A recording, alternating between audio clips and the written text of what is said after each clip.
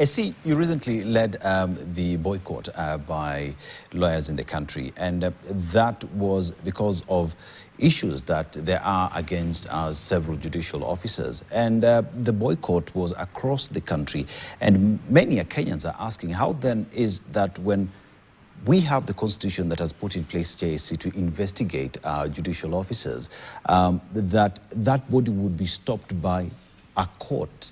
That is, for that process not to happen. Many are saying the judiciary is using its friends to stop accountability. Would Kenyans be right? Yes, I think Kenyans would be very right, and we are very concerned about it. Some of the most, in our view, concerning cases are where even investigations going on by the Ethics Anti-Corruption Commission, the constitutional body charged with the fight against corruption, are stopped by the courts in relation to a judge or a judicial officer. They are not stopping you from prosecuting them in court. They are saying, don't even investigate.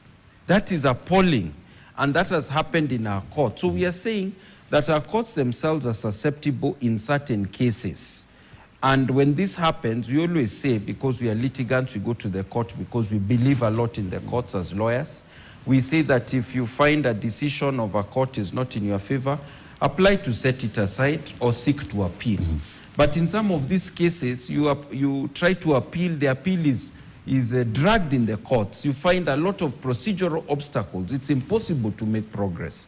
So what we are saying is that even the judiciary, which should be the last hope for Kenyans, because that is the constitutional architecture, when the executive is not working well, parliament oversights the executive.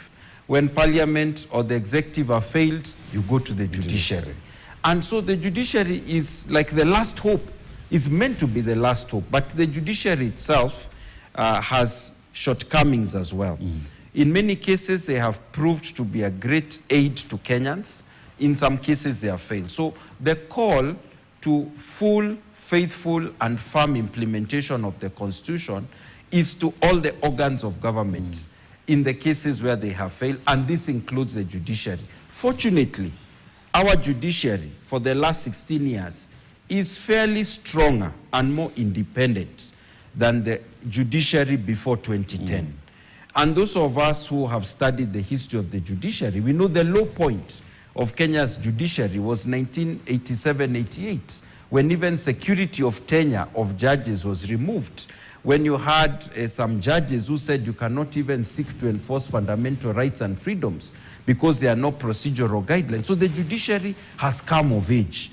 But there is a temptation or a danger of insisting so much on independence that independence becomes a shield against accountability. I will ask you the last question because I know you're about to leave because you have to catch a flight. Yes. But that notwithstanding then, when we talk about the independence of the judiciary, one asks the question, we'll go back to 2017 after the election was nullified by the judiciary.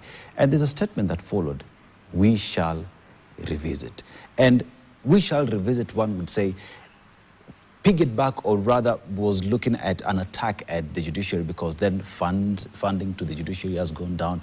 And all these in one way or the other, if you just pause and look at it, pundits, many have said that this was meant at interfering with the independence of the judiciary because of decisions it has made. Would Kenyans be right to say that as well in one way or the other, when funding does not get to the judiciary as expected, then there is a problem? It's good to have context on both sides. On the government side, as the president stated today during the Katiba 16 celebration or commemoration, the funding to the judiciary in the last 3 years has increased from 18 billion to 30 billion shillings. So there has been a significant increase. The judiciary has been able to hire about 100 judges, and magistrates, about 100 magistrates over the last few years. When current president came into office, there were some judges who had not been sworn into the Court of Appeal because the former president had declined to do it.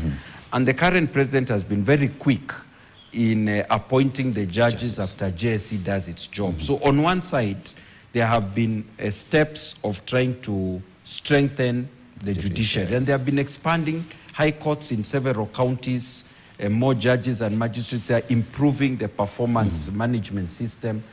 On the other side, we notice attempts also to interfere with the judiciary. The JSC, who's in the JSC, are they government-leaning or otherwise?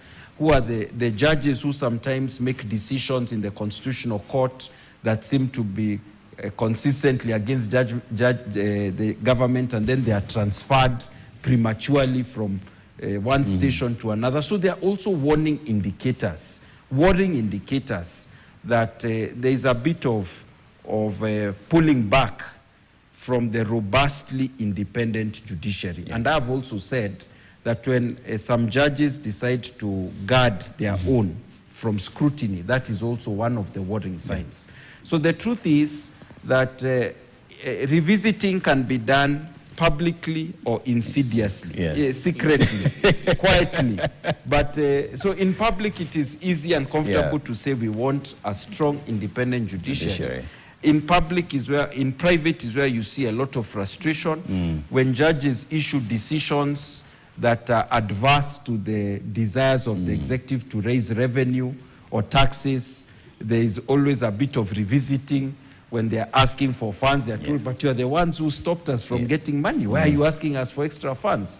So then it starts creating a kind of like executive-centric, executive-minded judiciary among some of the judges who are deciding some of these cases. We've also had the frustration, before I finish, of some lawyers who say that when there's progressive judicial decisions in the High Court, the Court of Appeal then comes to reverse them.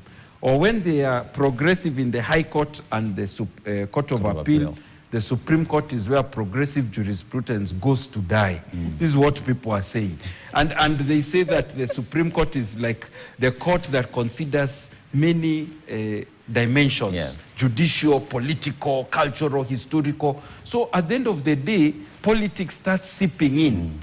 And Kenyans, especially lawyers, become a bit frustrated by what is happening. So we are saying that the judiciary should remain firm and strong and consistent in pursuing constitutional values and implementation